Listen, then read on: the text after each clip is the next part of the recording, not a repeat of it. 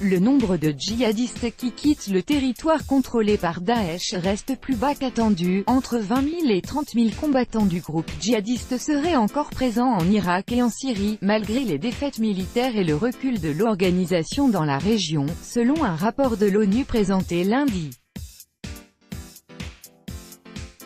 Parmi ces membres du groupe djihadiste, qui sont répartis à proportion grossièrement égale entre l'Irak et la Syrie, il reste une partie importante des milliers de combattants terroristes étrangers, précise le document, rédigé par des observateurs des Nations Unies.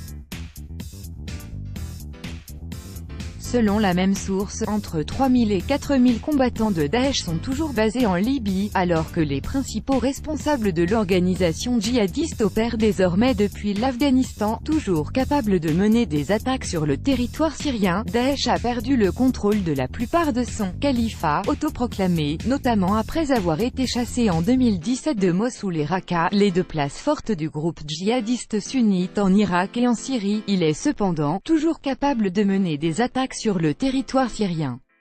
Il ne contrôle plus totalement de territoire en Irak, mais reste actif grâce à des cellules dormantes, notamment des agents cachés dans le désert, précise le rapport.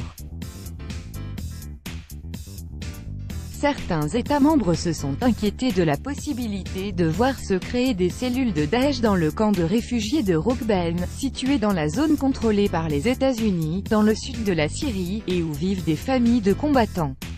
Les djihadistes qui quittent le territoire contrôlé par Daesh sont nombreux à s'être rendus en Afghanistan, note le rapport. Le flux de combattants étrangers rejoignant le groupe s'est quant à lui, pour ainsi dire, tari. Concernant les forces présentes au Yémen, Daesh ne dispose que de moins de 500 hommes, contre plus de 6 000 pour l'autre groupe djihadiste majeur, Al-Qaïda.